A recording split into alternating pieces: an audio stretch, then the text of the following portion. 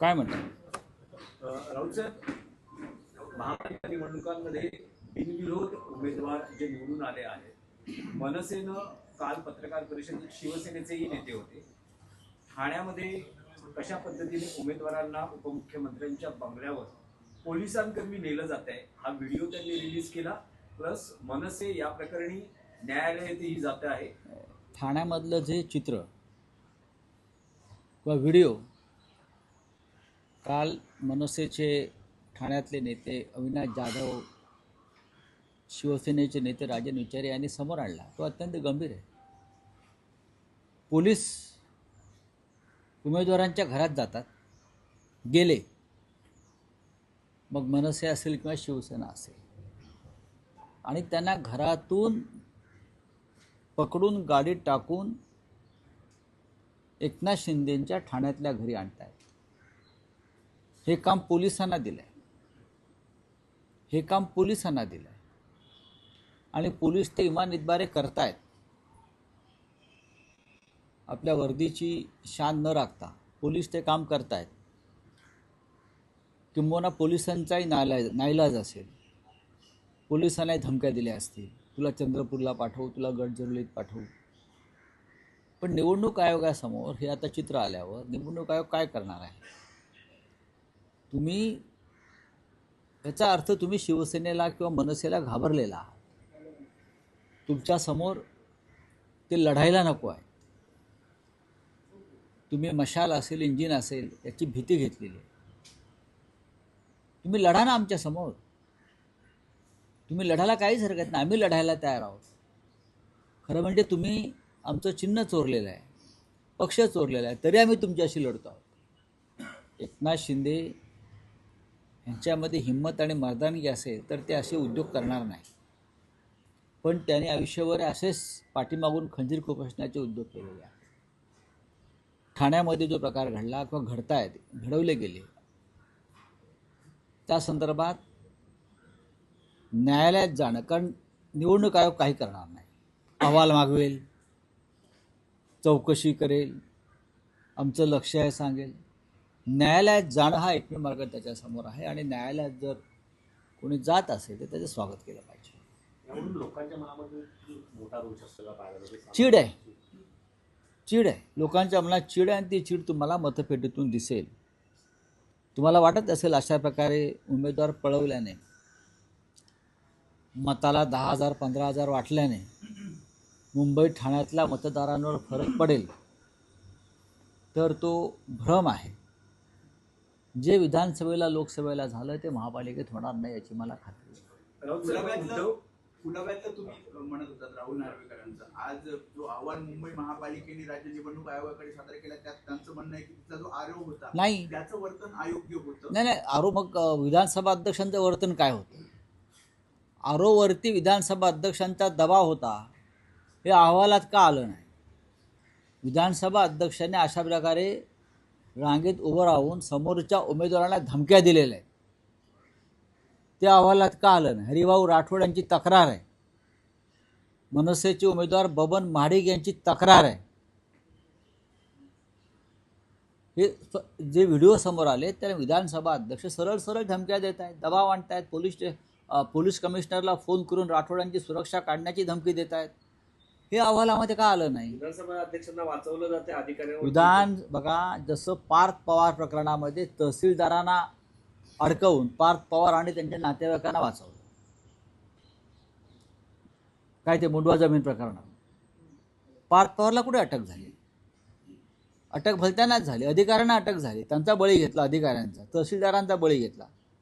तसा इथे आरोचा बळी घेतला जाईल. नाही, पण त्यात निवडणूक आयोगाचं असं म्हणणं आहे की उमेदवार जे इच्छुक होते उमेदवारी अर्ज भरण्यासाठी त्यांच्याकडून पैसे घेतले, रिसीट दिल्या त्यांना दिली गेली, तर अशा वेळेस ती कार्यवाही होणं, ती कार्यवाही होऊ नये, ती कार्यवाही होऊ नये म्हणूनच विधानसभा अध्यक्ष तिथे येऊन उभे राहिले. अशा प्रकारे त्यांचे अर्ज रोखले जावेत, त्यासाठीच विधानसभेचे अध्यक्ष तिथे उभे राहून दहशत आणि धमक्यांचं वातावरण निर्माण करत होते. स्पष्ट दिसत आहे. तुम्ही कोणाची बाजू घेताय? तुम्ही गुन्हेगारांची बाजू घेऊ नका. हे व्हाईट कॉलर क्रिमिनल आहे सगळे आणि त्यांना कायद्याचं ज्ञान असल्यामुळे त्या कायद्याच्या ज्ञानाचा वापर राजकीय गुन्हेगारीसाठी करताय. यंदा प्रचारामध्ये उद्धव ठाकरे हे सभांपेक्षा शाखा भेटीने जास्त भर देत आहे का? कारण की सभा ज्या आहेत त्या तूप धडधायच्या, मात्र आता यंदा शाखा भेटी जास्त नाही, शाखा भेटी ही सुद्धा एक सभा. त्या कालचा तुम्ही जर शाखा भेटी पाहिल्या असतील तर प्रत्येक शाखेच्या बाहेर एक सभा झाली आहे. प्रत्येक शाखेच्या बाहेर मोठ्या प्रमाणात शिवसैनिक, मनसेचे कार्यकर्ते, मतदार, जनता ही मोठ्या संख्येनं उभे राहिला. तिथे उद्धव साहेबांनी एक सभाच घेतली आहे. प्रत्येक ठिकाणी अनेक सभा होत आहेत त्या प्रकारे. बरं, हां, तर उद्धव ठाकरे शाखांना भेटी देत आहेत. आज उद्धव ठाकरे, राज ठाकरे संयुक्तपणे शिवडीतल्या शाखांना भेटी देणार आहेत. अशा वेळेस एक आणखी प्रकार समोर येतोय की दोन्ही पक्षातले समोरासमोर जे बंडखोर आहे ते अजूनही काही प्रभागांमध्ये कायम आहे आणि याचा फटका ठाकरे बंधू युतीला या निवडणुकीत बसेल असं वाटत नाही का? त्याच्यावर अजूनही कारवाई झालेली नाही. एक लक्षात घ्या की बंडखोरांवर कारवाई होईल. काही कारवाया झालेल्या आहेत. पण आम्हाला पूर्ण खात्री आहे या वेळेला कोणत्याही शिवसेना किंवा मनसेच्या बंडखोराला लोक मतदान करणार नाही. लोकांनी ठरवलं आहे की ठाकरे बंधूंचे जे उमेदवार आहेत त्यांना मतदान करायचे. मतदार गद्दारी करणार नाही. जरी काही बंडखोरांनी स्वतःला बंडखोर समजून घेतलं असं तरी ते गद्दार. निष्ठा वगैरे बघा, अनेकदा राजकारणामध्ये किंवा निवडणुकीच्या राजकारणामध्ये अशा घडामोडी घडतात की एकापेक्षा जास्त उमेदवार असले आणि ते त्याच मेरिटचे असले तरी उमेदवार एकालाच मिळते. याचा अर्थ ते 3 उमेदवार, उरलेले 4 उमेदवार हे कमी क्षमतेचे आहेत असं होत नाही, पण उमेदवार एकाला मिळते. तसं झालं आहे. पण तुम्ही अशा वेळेला पक्षाबरोबर राहणं या संकट काळात याआधी राहिलेला आहात, तुम्ही राहायला पाहिजे. पण राऊतसाहेब, या आधीचा अनुभव असा आहे बंडखोर त्यांची उमेदवारी कायम ठेवतात आणि काही प्रभागांमध्ये बंडखोर निवडून येतात. भले कारवाई झाली तरी त्यांना पक्षात परत घेतलं जातं. तर यावेळेस असं हे मी आता सांगत नाही, पण मला पूर्ण खात्री आहे की या वेळेला मराठी जनता बंडखोरांना मतदान करणार नाही. संयुक्त सभा तुम्ही म्हटलं होतं की होती, आजची तारीख देखील दिली होती, परंतु पुढे ढकलल्या जात आहेत संयुक्त सभा दोन्ही ठाकरे बंधूंची. एकच सभा होणार. नाही, एकच सभा होईल शिवतीर्थावर. इतर सभांना शक्ती लावण्यापेक्षा कार्यकर्ते प्रचारात गुंतलेले असतात. ही निवडणूक वेगळ्या प्रकारच्या लोकांपर्यंत पोचणं गरजेचं आहे. त्याच्यामुळे माननीय उद्धवजी आणि माननीय रावसाहेब यांनी कालही शिवसेना भवनात त्यावर चर्चा केली आणि त्यानंतर या निर्णयापर्यंत आम्ही आलो की एकच सभा दणदणीत ही शिवतीर्थावरच घ्यावी, ते योग्य ठरेल. मुंबईबाहेर ठाण्यात एक सभा होईल. कल्याण डोंबिवलीमध्ये संदर्भात चर्चा सुरू आहे. नाशिकला होईल. संभाजीनगरला स्वतः उद्धवजी करतील. नाशिकला संयुक्त सभा होईल. राऊतसाहेब, याआधी बघितलं तर आचारसंहितेत नामफलक किंवा श्रेयांचे फलक झाकले जात होते आणि आचारसंहितेचे काही नियम होते. पण यंदा एका बातमीत वृत्तपत्राने एक बातमी दिली आहे की कुलाब्यात जो बाळासाहेबांचा पुतळा आहे तो हिरव्या पडद्यांनी झाकला गेलेला आहे. तर बाळासाहेबांचा धाक आजही कायम आहे. बाळासाहेबांची भीती ही देवेंद्र फडणवीस, एकनाथ शिंदे यांच्या मनामध्ये जी बसलेली आहे, ते भले काही बोलत असतील हो, हिंदुहृदय सम्राटांचा विचार, आचार, पण मुळात तुम्ही त्यांची जी भीती मनात तुमच्या आहे त्यातून हे तुम्ही बाळासाहेब ठाकरे यांचं बघा. बाळासाहेब ठाकरे हे राष्ट्रपुरुष आहेत. ते आता काही एका राजकीय पक्षाचे नेते राहिलेले नाहीत ना. त्यांना तुम्ही राष्ट्रपुरुषाचा दर्जा दिल्यावर तुम्ही गांधींचा पुतळा झाकलाय का? मग मुंबईमध्ये अटल बिहारी वाजपेयींचे पुतळे आहेत, झाका ना. मुंबईमध्ये अटलजींचे अनेक त्यांच्या नावानं संस्था आहेत आणि त्यांचे पुतळे आहेत काही ठिकाणी. मग तुम्ही त्यांचे पुतळे का नाही झाकलेत अटलजींचे आणि फक्त बाळासाहेब ठाकरेंचाच पुतळा का कव्हर केला किंवा झाकला? याचं उत्तर कोण देणार? तुम्ही बाळासाहेब ठाकरेंच्या नावानं अजूनही मतं मागताय ना, तुमची लायकी नसताना, चोरलेल्या पक्षाच्या नावावर. मग बाळासाहेबांचा तुम्ही पुतळा झाकताय पण निवडणूक आयोग इतका मूर्ख आहे की बाळासाहेबांचे फोटो आम्ही पाठे बॅनरवर लावतो आहे. प्रत्येकजण ते चोरलेला शिवसेनावाले लावत आहेत, भाजपवाले लावत आहेत. ते कसे झाकणार तुम्ही? एक पुतळा झाकून काय होणार आहे? इतका मूर्ख आयोग आम्ही आयुष्यात नाही पाहिला. ज्या पद्धतीचा आयोगाचा हा मूर्खपणा आहे की बाळासाहेबांचा पुतळा झाकलेला आहे सत्य असेल. आज वृत्तपत्रात त्या संदर्भात एक चित्र आलेलं आहे. मग अटल बिहारी वाजपेयींचा झाकलात का? महात्मा गांधींचा झाकलात का? टिळकसुद्धा काँग्रेसचे अध्यक्ष होते एकेकाळी, त्यांचा झाकलात का? सांगा ना, कोणाचे झाकले आणि बाळासाहेबांचेच का झाकले? याचं उत्तर द्यावं लागेल. राऊत साहेब, नारायण आणखी राणे एक आहे. संदर्भात दोन प्रश्न आहेत. देवेंद्र फडणवीस काल मुंबईतील सभेत असं म्हटले ठाकरे बंधूंच्या युती संदर्भात की कॅमेरामॅन आणि कार्टुनिस्टची युती म्हणजेच करप्शन आणि कन्फ्युजन यांची युती असल्याचा त्यांनी अडवाणी बरोबर गौतम अडाणी बरोबर युती करण्यापेक्षा दोन कलाकार एकत्र आहेत. बाळासाहेब ठाकरे व्यंगचित्रकार होते ना, मग तुम्ही त्यांना तेच म्हणाल. बाळासाहेबांची युती ही एक कार्टुनिस्ट आणि अटल बिहारी कवी होते, एका कवीची युती होती.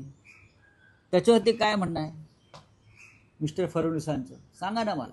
तुमच्याकडे कोणतीही कला नाही भ्रष्टाचाराशिवाय आणि झुंडशाहीशिवाय. कोणत्या कलेमध्ये हे अवगत आहेत का? मला सांगा ना. एकनाथ शिंदे काल साहित्य संमेलनात भाषण करत होते. मला हसायला झालं.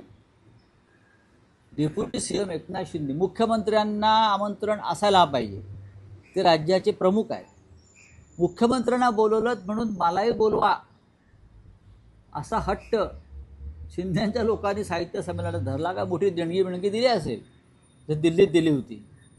आणि काल ते भाषण करत होते साहित्यावर. म्हणजे गंमतच चालली आहे राज्यामध्ये, हे विनोदच चाललेला आहे.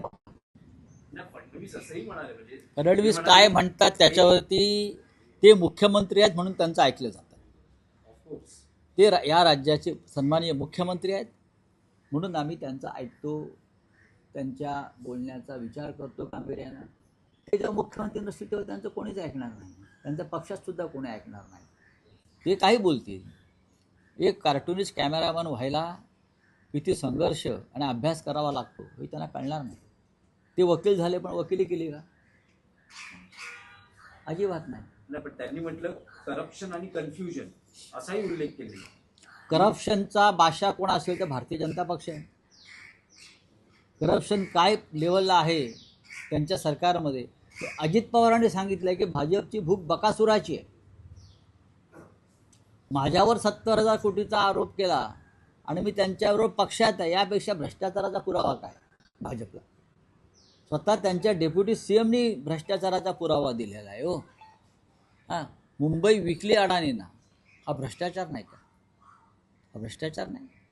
अख्खा देश अडाणीच्या घशात घातला, हा भ्रष्टाचार नाही. काय सांगतात मिस्टर देवेंद्र फडणवीस? मुख्यमंत्री आहात, मुख्यमंत्र्यासारखं वागा आणि बोला. नारायण राणे संदर्भात दोन प्रश्न आहेत. नारायण राणे संदर्भात मी कोणत्या प्रश्नाला उत्तर देणार नाही. ते वेगळ्या पक्षाचे नेते आहेत, त्यांचे प्रश्न त्यांना विचारा. तर ते असं सुद्धा म्हणाले की शिवसेनेचा ठाकरे गट आणि मनसेचं वचननामा नाही तर वाचननामा आहे. असेल ना वाचन. आमची वाचन संस्कृती आहे ना.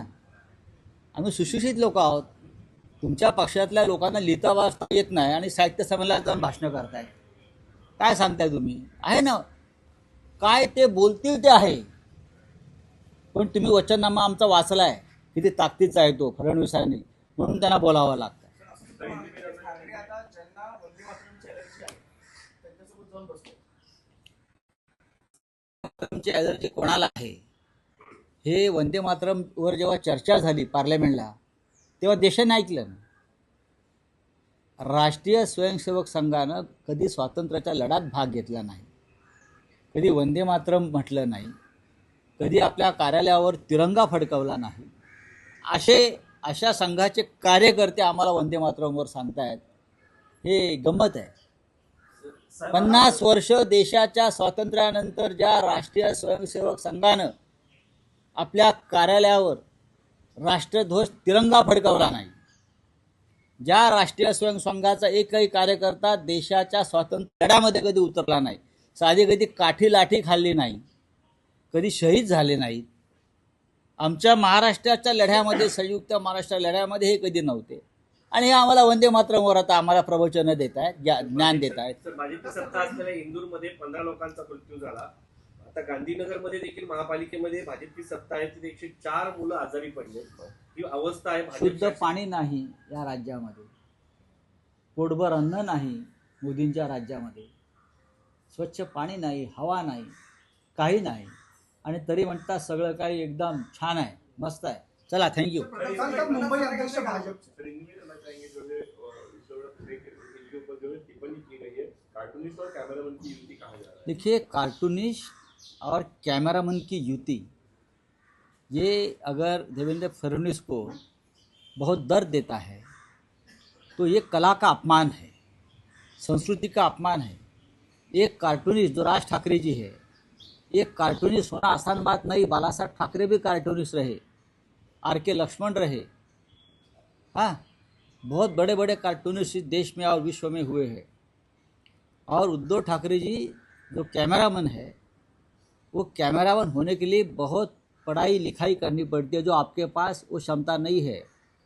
अगर बात कार्टूनिस्ट की और कैमरामैन की है तो खुद हिंदू हृदय सम्राट बाला साहब ठाकरे विश्व के जाने माने कार्टूनिस्ट थे, और अटल बिहारी वाजपेयी कवि थे.